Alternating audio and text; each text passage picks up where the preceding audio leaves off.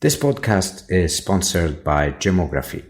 If you're struggling to find top developers in a competitive market, Gemography connects you with the top tier remote developers from untapped regions, all pre-vetted and interview ready. And the best part? They handle recruitment, payroll, admin service, equipment, office space, healthcare, and benefits in full local compliance. You'll know all costs upfront, no surprises. Don't let big players hoard the talent. Start hiring world-class developers remotely at gemography.com/hire.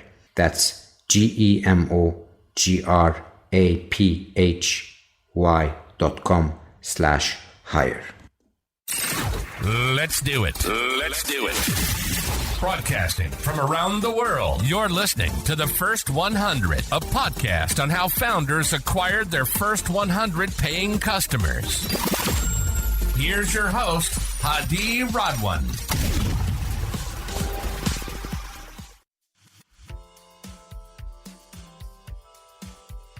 Good to have you on the show, David. How are you doing today? I'm doing very well, Hadi. Thanks for having me. Thank you for being on the show. I'm really excited about this episode because I'm a big user of Nextdoor. Me and my wife, we use it always. We have a newborn and it tells us a little bit about things that are happening around us. But before we dive into your story, I'll introduce you very quickly. So David Wiesen, the co-founder of Nextdoor, which operates a hyper-local social networking service for neighborhoods. And the company was founded in 2010 out of San Francisco, California. 4 co-founders, Nirav, Sarah, Prakash, and yourself, David. Your platform essentially has a lot of active users, more than 63 million, 280,000 neighborhoods, and I think those numbers are even higher last time I researched it. You also have raised a huge sum of money, 736 million, and your company is public, I think in January 17, 2023, I guess. And you have a very interesting ticker. It's called KIND. We'll talk about it in a bit. But I think Nextdoor has become a niche social media platform with the purpose of cultivating a kinder world where everyone has a neighborhood that they can rely on. David, it's been, I think, more than almost 15 years and you've grown this amazing network. But before we go into the story of Nextdoor, did young David exhibit any flashes of entrepreneurships early in your life? You know, the funny thing is, I would say probably not. You know, I'm not one of those people who knew from my teenage years, I want to start a company. I didn't have a lemonade stand outside of our house or anything like that. So I would say in many ways, no. The one way that I think I did show signs of being an entrepreneur, maybe I didn't realize that these were signs of being an entrepreneur, is I've always enjoyed building fast. I've always enjoyed being able to, whether it's anything I was building, but definitely once I started learning how to program, became a software engineer, I really valued this fast iteration of figuring out very quickly if what you had was going to work or not. And so I think that's something that when I did become a founder of a company and as an engineer, I realized that actually is entrepreneurial spirit. So maybe I didn't quite recognize it until I actually started. Makes a lot of sense. It's an intersection of opportunity and skill. And then you have that level of discipline and commitment to take that hard step, right? When you're an engineer, you're always coding, you're in your world, but that step is always the hardest. As I was telling you earlier before we started recording, I like to interview co-founders who are technical because they have a different perspective on telling the story rather than the CEO or the visionary. But tell us about Nextdoor. So how did all the co-founders come together? You mentioned that it's not 4, it's actually 7. So I'd be very interested to learn your story. Yeah, so we actually, as you mentioned, did have 7 co-founders of Nextdoor, which is, I think, a slightly unusual number. And so it comes with an explanation. The 7 of us who co-founded Nextdoor had already been working together. So we actually were all involved with a company that started back in 2008. That company was not related to neighborhoods or hyperlocal networks or anything like that. It was actually sports-based. So we were working on a product called Fanbase. And so sometimes you may see online that Nextdoor was started in 2008. In a sense, that's true. The company was started in 2008. But for 2.5 years, we did something that was completely unrelated to what we're doing now. And in the spring of 2010, that's when we realized Fanbase was not going to succeed. It wasn't going to be the thing we hoped it would be. And so the company, our investors, made a decision that this wasn't worth our time and their money anymore, but that we had put together a really strong team, and they were very supportive of us as a team. They actually agreed to keep actually all of their investment in the company and give the team, or more realistically, a subset of the team, a chance to come up with something better. And so this number seven of us decided that's something we wanted to do, right? So some of the Fanbase team said they would rather go do something else. Right after 2.5 years of a failed startup, you may want to go do something a little more stable, and some of them did. But 7 of us decided we would give it a few more months, see what we could come up with. And yeah, we spent the spring and summer of 2010 brainstorming ideas. And one of the ideas that came up, turns out very likely the best idea, was this idea of building what we then thought of as just like a social network for neighborhoods. And so that was the very, very first version of Nextdoor before it was even called Nextdoor. That's how that came to be.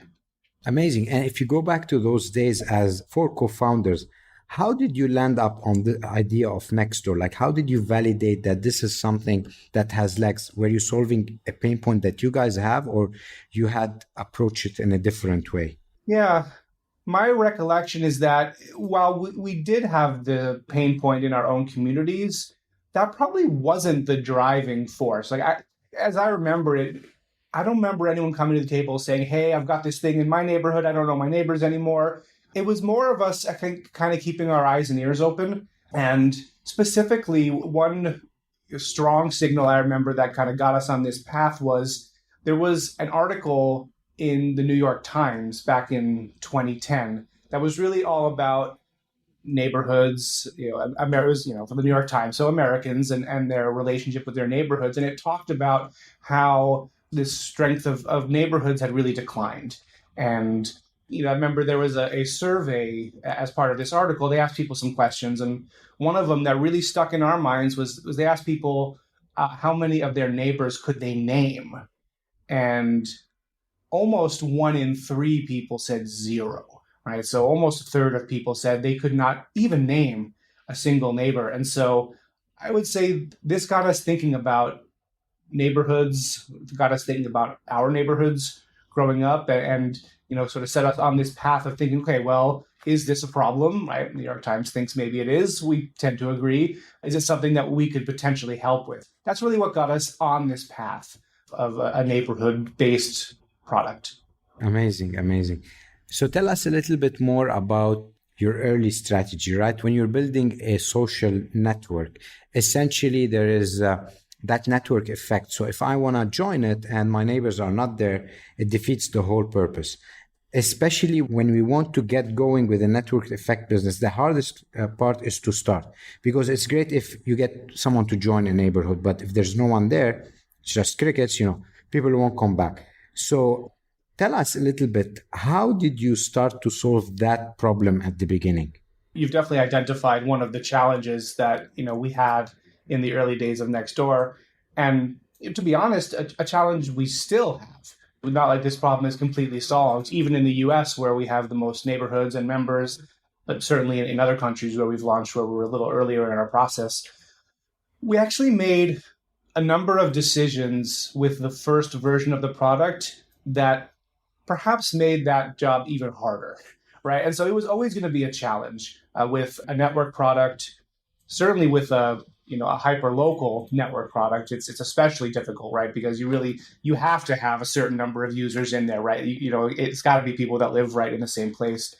We took that problem and potentially made it harder, but for reasons that we thought were good reasons, and I still think were good reasons. And there were, I would say, 2 things that we did in the early versions of that product. One is we had very explicit neighborhood boundaries, right? So, you think of many networks. Obviously, think of old networks like Facebook, and they're open, right? You can add anyone into your network. This was very different. Everything was siloed. Every neighborhood had a boundary on the map. You could see to the address level which addresses were in and out of your neighborhood.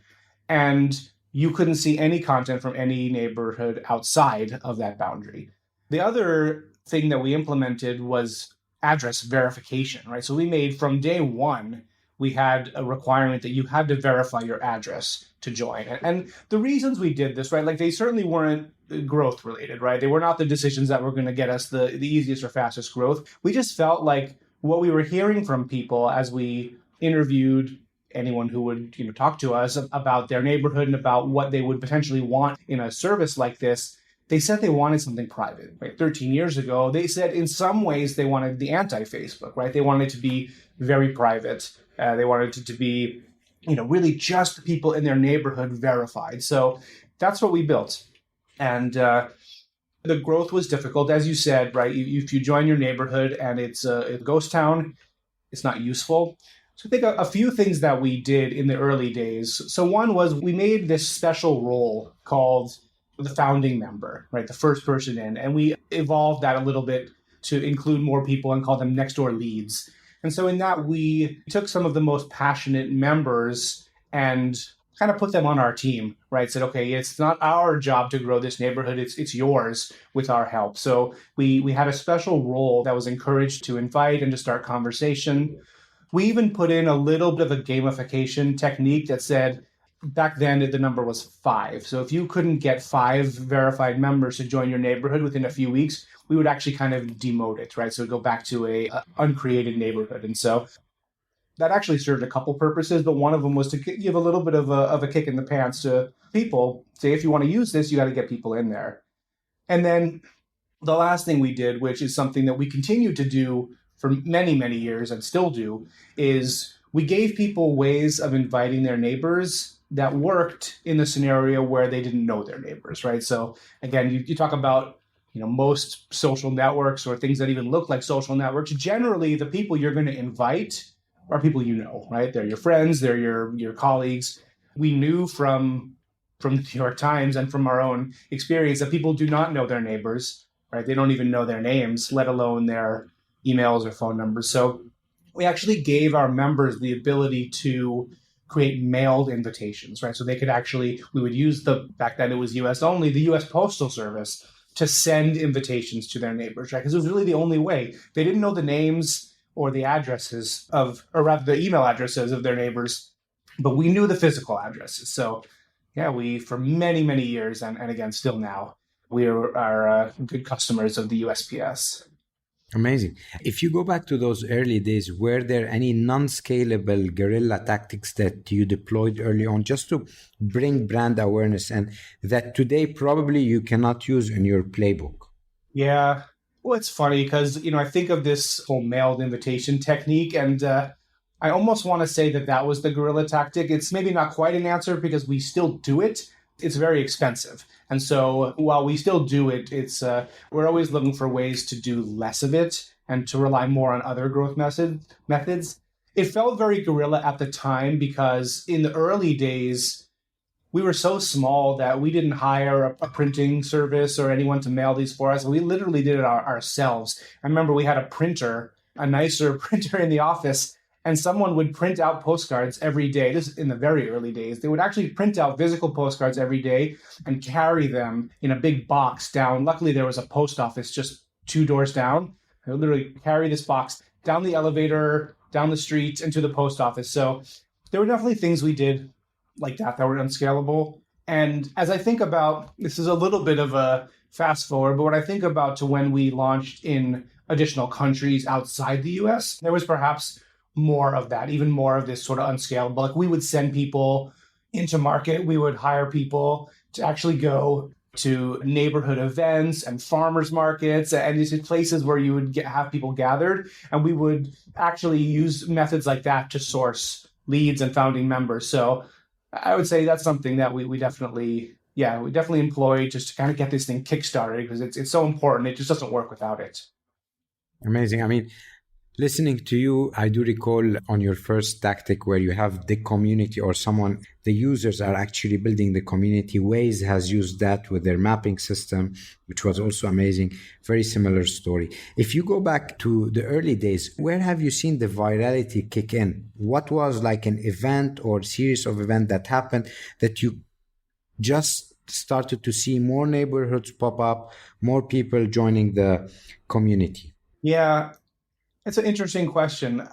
I would say when it comes to true virality, right? So we obviously try to encourage viral invitations on the platform. We do find that we see that in smaller neighborhoods, right? So as neighborhoods are kind of getting membership, people start to see the benefit, the true benefit, right? So in your neighborhood, the number of people you have available to Nextdoor goes up from, say, like, in very early 20 to 50 or 50 to 500, you really see a very big difference in how useful the platform is for you. One of the interesting things is in many cities around the US and in the UK and other places, we actually have so many members that desire starts to be a little muted in people, right? They don't see the immediate benefit of getting more people in there, right? Because they have a question, they get an answer. They're curious about something, they can learn about it. So we do see that in early stages of neighborhood development. The other thing that has actually been very successful for us, and I don't know if I can use the term virality exactly to talk about this because it's not virality as we think about it, but our communications team, our internal communications team, our PR, our press team has always been one of the biggest factors of our growth and one of the biggest tools in our bag for how to grow. And that's been true for a decade now in the US, that one of the best ways we can get people interested in joining Nextdoor is through PR. We have this playbook where we relied on it a lot in the past, and we still do it, where we see some of the incredible things that are happening on the platform. They happen all the time. And so many of these things are really, they're newsworthy. They're especially newsworthy in a world where, I say this, but there's a lot of bad news. There's always plenty of bad news to see on the local news or in a newspaper. So when something really wonderful happens, news organizations are very happy to tell that story, and it's local. So we say, hey, look, you're in, I don't know, name a city in the US somewhere. Look at this amazing thing that happened in one of your communities on Nextdoor. Isn't this a story you'd like to tell? And they often do. And so maybe it's not pure virality, but it's very effective, and it brings a positive light to the platform and gets people to want to join. Amazing. Follow-up question on this, and it happens most of the time to the technical co-founder, is when the virality happens, something breaks, and it happens that the product breaks. Is there any anecdotes or stories that you could tell on when things broke and you were in charge? How did you handle that? I do have a good story, and this was back, I want to say that this is a two-part story, and I think the beginning of it was in the fall of 2013. Our communications team had won us the ability to be featured on this American TV show 2020, pretty well-known evening news show. It was going to be a 6 or 7 minute essentially feature on Nextdoor. And so the comms team worked on it, got some of our neighbors, our members of our platform to give interviews. And I remember we got a little sneak peek of the feature before it was going to go live, and it was just great. I mean, it felt like just an ad for Nextdoor. It was very positive, very happy about it. And when it aired, I want to say it was like around 5 o'clock Pacific time, which is where most of us were located. The whole site went down, just like crashed, and wouldn't serve any traffic almost immediately within a couple minutes. I mean, again, it's a large viewership. It's an evening show. And it mentioned Nextdoor.com so many times, it was just inviting people to go check it out. And so we had this frantic evening where the show is airing in various time zones in the US, and we're just not capturing anything. And it was the worst time of day, right? It was like 5 o'clock. So some people are on their way home or just ending their day, or they're going to dinner, right? So it was the worst time. We eventually get everyone in a room virtually, because most people were home at that point, to try to figure out what could we do. And we wound up, after, I want to say, almost 2 hours, coming up with a way that we could serve some page on Nextdoor.com. And all it had was just a form, right? Hey, you want to join, what's your email address, what's your address? And then you just get a message, thank you, we'll get back to you, because again, the application wasn't working. So this happened, lots of disappointment. It was likely the best opportunity in terms of press that we had ever had. And I'm going to fast forward before I tell the rest of the story. So 4 months later, we were told by the production team at 2020 that they were going to re-air it, the same episode, right? They were going to re-air it a few months later.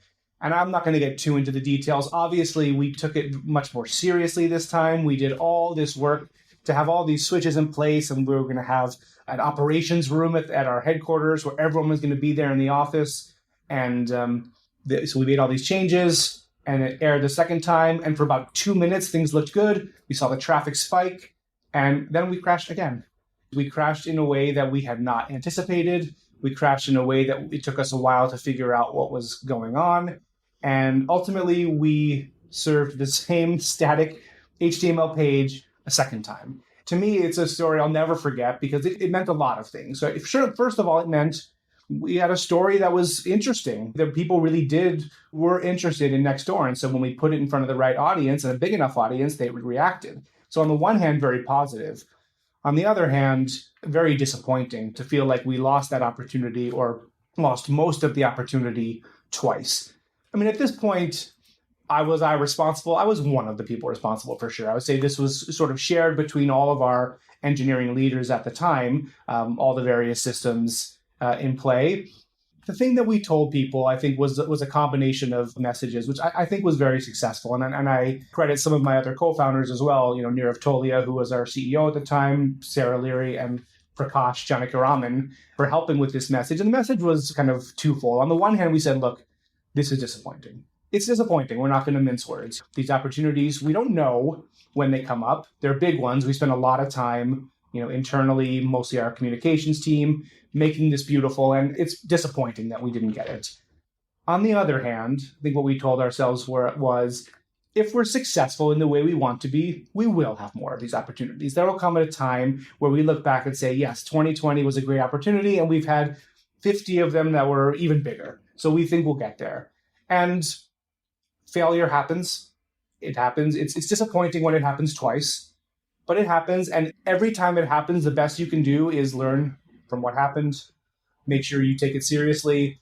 Make sure you do your best to understand what happened. Make sure it doesn't happen again, and move forward. Right? Ultimately, that was the message. That yes, you can take some time to be disappointed, but ultimately, just make it better. Even if it happens 5 times in a row, the 5th time it happens, try to make it better for the 6th time.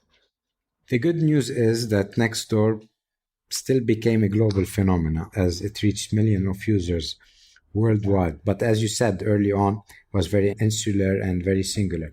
And I think the neighborhoods that you touched upon were like 1,000 houses at the beginning. Now that you're expanding worldwide, you have a playbook. You go to a country, you know what you need to do to capture the market there. If someone is starting from scratch and they want to expand, if you could give us a few pointers on your growth playbook, something that another company in another industry might adopt if they're a consumer-based company. Could you highlight a few of the things that you would advise if I'm expanding to another market? Yeah, I think for us and maybe for other companies and other verticals as well, I think it's really critical to understand that early growth because it changes over time, right? So if I think about when we went international for the first time was in 2015. So the company had been around for 5 years already. And so if you looked at what we were doing in the US at that time to grow, it was actually very different from what we were going to do in our first country we expanded to, which was actually the Netherlands, the first country we expanded to. So I think what we did was we took extra effort to really understand what were the growth mechanisms that worked, given where the product was, right, 5 years ahead of where it was when we started in the US, and given a market where we had no people. So I would say for the first 1, 2, 3 countries, we really over-invested in having people, having processes, and having budget that we could spend to try a few things to understand that. And it's true, as you said, there are often unscalable guerrilla techniques that do make sense. If you find yourself in a situation like we did where, again, having 5, 10 people in a neighborhood is just not very useful. We learned that if we can go into major cities and kind of go to the centers and put in some manual effort to get them up to a certain point where it's then the growth starts to fuel itself. That was very, very valuable for us. So, I think if you look at, okay, we're in this new country, we're spending X number of dollars to get from 0 members to call it 50,000 members. And if we take that and think about what it would cost to get us to real success in the country, it may sound terrible. But it made sense because it wasn't what we were going to have to do. Like once we got some momentum, it would have made sense. So I think that's one. I think, really understanding the nature of your product, right? And the nature of like what is required to get growth. And again, for us, it's people, right? We just have to get people, and they have to be people that are all in the same area. So we knew that. And so it allowed us to take a very geographically targeted approach. The other thing that we have the opportunity to do, and this it's not unique to us, but maybe not available to everyone, is in a couple of markets, we actually had seen competitors pop up, some competitors that came up with products that looked similar to ours. And the thing that they often learned is that building a hyper-local social network, it's pretty hard. And I don't mean to say that we're somehow special in some way, but I think what we learned is that it's to be successful takes years and potentially tens or hundreds of millions of dollars.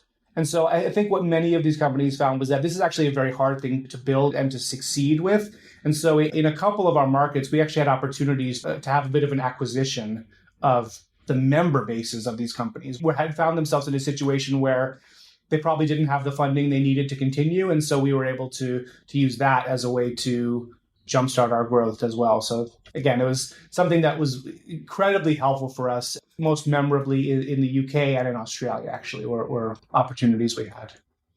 Amazing. Excuse my ignorance on this question, but why do social networks require so much funding? And where does that funding go? And especially when you're early on, is it the product? Is it the marketing? Is it acquisition of customers? How has that shaped Nextdoor at the beginning of your journey? Yeah, that's a good question. I think when I think about, what does it require? I would say in the early days, not so much the product, actually. I think a product like most social networks, eventually you get to a point where the product is fairly expensive, right, to run. I think if I think about how we operate now, the things we're building, the amount of infrastructure needed to support it, the amount of ML and AI used to make it great, now it actually is. Back in the earlier days, I would say in the first few years, the product wasn't that hard to build. Obviously, it's a product. You have to build it well. You have to build it with care. I would say it's more marketing and acquisition, and especially for us, right? Because again, we didn't have this sort of inherent viral capability, opportunity for people to invite their friends and their coworkers. So I would say acquisition of customers and marketing was a big part of our spend in the early days, combined with the fact that social platforms are notoriously slow to monetize as well, right? So part of it was, amount of money spent. Part of it was the fact that for us, for 6 years of our existence as Nextdoor, we didn't make any revenue. And so everything was just, money going out the door, very little money coming in. Makes a lot of sense.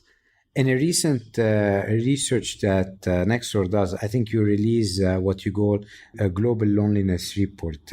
You're saying statistically, if there's 6 neighbors with you, you'll feel less lonely and less socially isolated. Do you think people come to Nextdoor for this reason, or they come for another reason, or multiple reasons? I think we want people to come for that reason. And I think sometimes they do. I think when we ask our members why they came to the platform, or also when we ask non-members why they would consider coming to the platform, the answer they give us the most is that they want to be up to date as to what's happening in their neighborhood. They see Nextdoor as a place where they won't miss out on any news, any events, right? Sort of any issues with crime or anything like that. So that's the primary reason they come, is a pretty utilitarian one, right? They come to get information about their neighborhood. Often we see people join because they just moved somewhere. That tends to be a really, really great use case for Nextdoor, right? You just moved to a new place. You don't know much about the place. You don't know where to go to do this. You don't know who to hire if you need someone to clean your windows or fix your plumbing. So these are some of the reasons we see. I think what people find, and this has been true in my memory since the beginning of the company, that often people come to Nextdoor for a certain reason, but they find that they enjoy Nextdoor or it matters to them maybe for some different reasons. We saw this early. I remember, in the first year or two of the product, I would sometimes, I think, fairly get the question of why does Nextdoor need to exist, right? Why do I need an app to connect me to people who live right across the street? And I think I had a few answers for why I think that Nextdoor did need to exist despite that.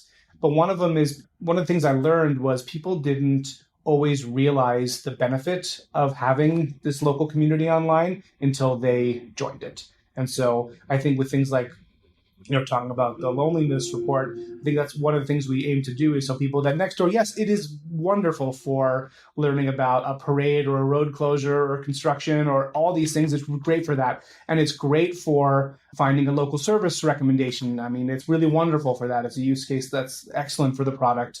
But it's not just that. There's also a feeling of being connected to the people around you that's maybe not immediately evident from the fact that you asked a question and got an answer. There's more to it than that. So I think that's why we try to share some of this information. Amazing. Nextdoor's journey from a startup to a global phenomenon is inspiring.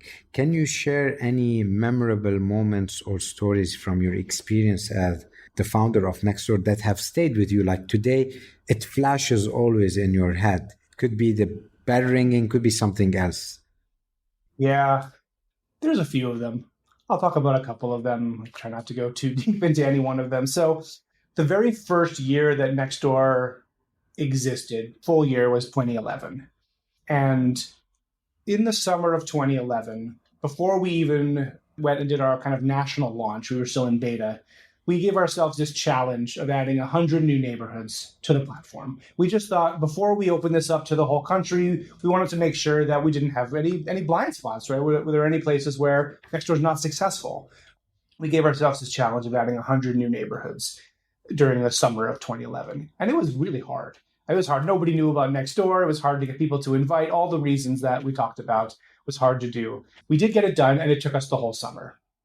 I remember looking back, probably 2014, 2015, and seeing that at that time, we were adding 100 new neighborhoods to the platform every day. To me, that was one of the first times where I looked back and really kind of saw in a very measurable way how far we had come. So I remember that being like really satisfying. So that was one for sure. Another one was this would have been 2017. So our first neighborhood ever on the platform is a neighborhood called Lorelei Manor. It's in Menlo Park, California, just south of San Francisco. They are absolute number one neighborhood. Like if you look in the database, they are ID 1. They joined the platform in October of 2010. Summer of 2017, we decided to have a block party. I don't remember why, to be honest, why we picked that time, but we decided we would go have a block party in Lorelei Manor. So most of the employees of the company, we were a few hundred people at that time, went down to Menlo Park, and we just had a neighborhood block party with the residents of Lorelei Manor. Many of them were the same people. They're the same people that lived there in 2010 and were our first members. And we had food trucks and made some speeches, and it was really a fantastic experience. And it's one that will always stick with me, just being able to look 7 years back when we were just starting, and this neighborhood, these group of people were the first people ever to take a chance on us and give us their time. So that was incredibly memorable. And as you mentioned also, right, the bell ringing at the New York Stock Exchange, definitely something I will never forget. And when you start a company, I mean, often this can be your goal, right? This can be your goal, right? It depends on the company. Sometimes it's not. But, for us, it was something we thought about. But when you're in those first few years, to think that it actually might happen, it just feels there's so much that needs to happen between when you're starting it and this. And so I do remember being in New York, and it was actually November of 2021. So that's when our IPO was. And it was a fun weekend. It was a bit surreal at times, thinking that this was actually happening. But I remember the night before the bell ringing, we were all staying kind of near the stock exchange, and we walked by it, and it was all pretty much set up for the morning. And there was a big green banner that said kind and talked about, Nextdoor and having a neighborhood you can rely on. And I just remember seeing that at night. And that was the moment where, for me, that was the moment of the weekend, just seeing that and being like, wow, this is really happening. I felt, proud, but also I felt really lucky. I felt really lucky that I had been in this situation with the co-founders and the early employees and all the employees. Like I just felt really lucky that I had been put in this situation to have this experience. Thank you for sharing these two great stories. It's been a long journey, and as any entrepreneur who has been successful will tell you, and you could tell that as well, is you start somewhere, you have friends, co-founders, and then at the end of the trip or ongoing throughout the trip, new people come in. Investors, board members, people leave, valuations, the stress of going public and reporting every quarter. I'm pretty sure it's not going to be your only startup. So if you were to start a new startup in the future, what are 2 or 3 lessons that you've learned that you would take with you to your new venture? Yeah, I think certainly it probably will come as a surprise to nobody, but the co-founding team is really important. And again, we were in a somewhat unusual situation where we already were working together as a team. So I think we really had a sense that the 7 of us who were involved with the starting of the company, we worked really well together. And I do realize that's not something. Often co-founding teams come together for the first time. They may know each other, but they perhaps have never worked together. But I think whatever you can do to sort of test that relationship and see if it's one where you actually do work together well, where everyone feels like their ideas are heard, you feel like you're productive. I don't think you can succeed without that. I just don't. When it comes to, investors and board members, I think obviously every company is different in terms of their relationship with investors, and over time, right? Like you may at the very beginning, and maybe you really trying to sell to investors, right? Say, hey, please fund us. If you're successful, that sometimes begins to even out. If you're fortunate, you may have some choice on which investors you take in into the team. I think for us, it was definitely the most successful partnerships we've had with our investors are one where, yes, they've really deeply felt the mission of the company like we do, and cases where they're able to actually help us in that mission, right? So obviously giving money is helping for sure, right? That is definitely helping the mission. But I think some of our best investors have also come in with advice, with connections, with recruiting help. I think, there was definitely a phase of our company where a lot of our boost in recruiting actually came from our investors, right? They actually, in some cases, got very hands-on to help us grow the team, both just in general growth of the team, but also in some specific roles. I think we found that's very, very helpful with that as well. So that's really what comes to mind, right? Like the team has to work well together. And ideally, you bring investors who can bolster you, not just with money, but also with their time and expertise. And that's been very, very useful for us. Makes a lot of sense. What is a principle that you live by that has helped you in your journey?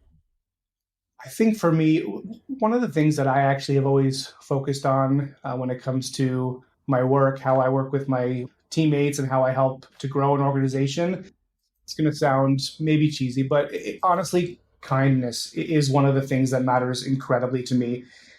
I'm an engineer, so I could talk a lot about my sort of engineering principles that I have as well. They matter to me. I think they're important. I think for this conversation, I think having a kind, welcoming team is something that I try to be kind and welcoming myself. Actually, one of the things I do about once a month is I get up in front of all of our new employees and give them a history lesson of the company. And part of the reason I do that is because I really want to connect with the people who are joining our team, right? I've been here for all these years, over a decade. For them, it's like month 1. So I really want to do my part to say, hey, as part of the company, I'm here to welcome you and offer up myself to you. And I think that with our engineering team, like that's the team that I've been the most involved with helping to build over time, it's been crucial. I think that being able to join a company and feel like you can ask questions, feel like people will give you their time, especially the most senior, most tenured people. I think when you see a culture where those people are generous with their time, I think it means a lot. I think it really gives a really strong feeling to what it's like to work here and the community we're trying to build. And our company is about community. And so obviously that's the reason our product exists, is all about community. That's the only reason we exist. And I think we have been successful because we actually care about community. And I think when you care about community, you care about your own community as well. So for me, I feel like that's been the most consistent thing with me. My personal philosophy is like, make people happy to work with you. Make people feel comfortable. They'll do their best work. when they feel like they belong at this company. They feel like the company cares about their happiness and cares that they're there. Amazing principle. Thank you for sharing this. If you were to write a book about your life, what would the title be and why? Oh, that's a good one. What would the title of my life be? Gosh, I'm going to have to think about that. Take your time. Yeah.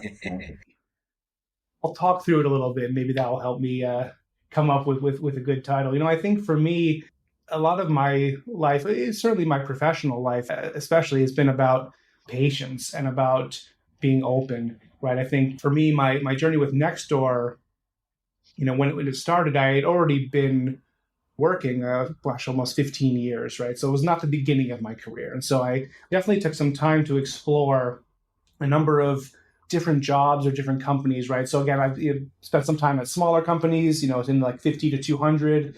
Worked at Google when it was a lot smaller than it is now, but still pretty big. I even spent a year or two working just with a friend, just the two of us, on some consulting work. And so I think for me, finding the situation that put me as a part of the founding team with Nextdoor was perhaps not luck. It was perhaps the culmination of learning about what matters to me. So I feel like the title would be something like "Try all the other things. You'll eventually find the thing you like, or find the thing that's best." And there's probably a more clever way of phrasing that, but I think it's that, like, try all the others, end with the one that's, end with the best. I call it that. Maybe not so eloquent, but it would be something like that.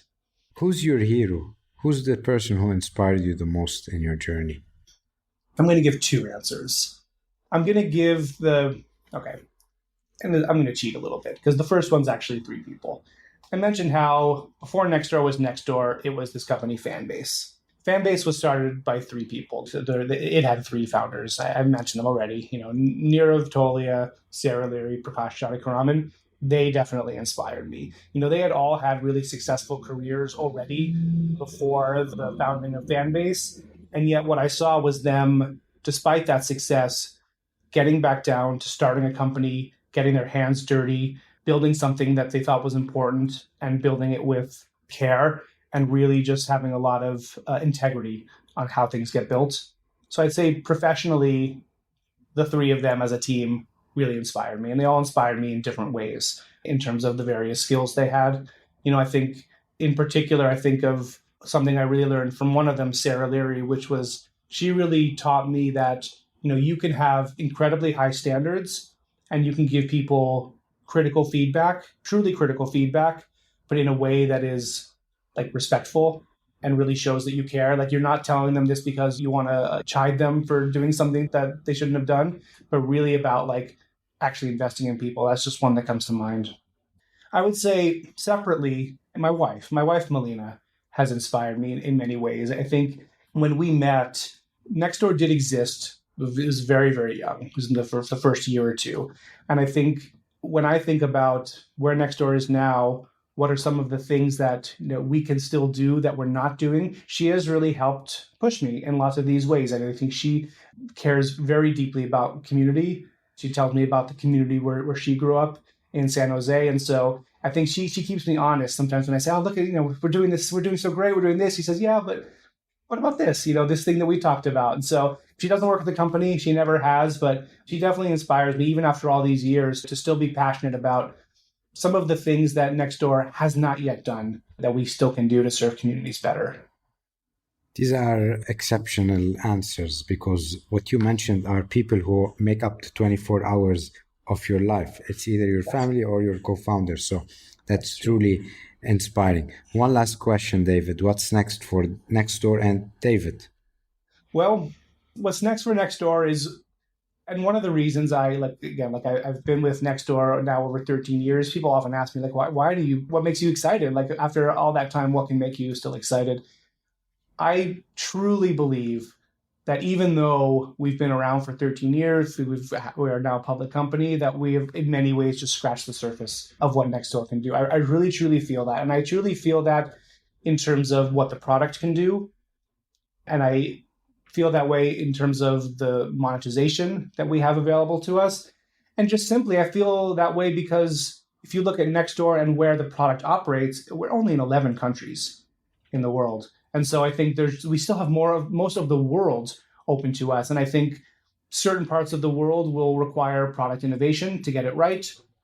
Certainly it will require operational excellence. So I still feel that way. I still feel like Nextdoor is still scratching the surface. And so I think we're a wonderful platform for our members, and we can do more, and we can serve more members in more delightful ways. And so, for me, that's my future. As long as I feel like I play an important role here and I'm contributing to our success, that's my future. I don't think a lot about what I may do after Nextdoor one day. Just, eventually, maybe, yeah. Maybe I won't be here my entire life. But right now, I'm still just excited to see Nextdoor take that next step in the countries where we exist and in other parts of the world. So that's what's next for me. I'm still here. I'm still enjoying it. David, thank you for stopping by. This was an amazing episode. Where can people reach you? They can reach me. I'm David at Nextdoor.com. Send me an email or LinkedIn. I'm everywhere. I'm easy to find. Just Google me. Amazing. We'll put that in the show notes. Thank you again. We wish you the best of luck. Have a great evening. Thank you so much. It was really nice having this conversation. I appreciate it.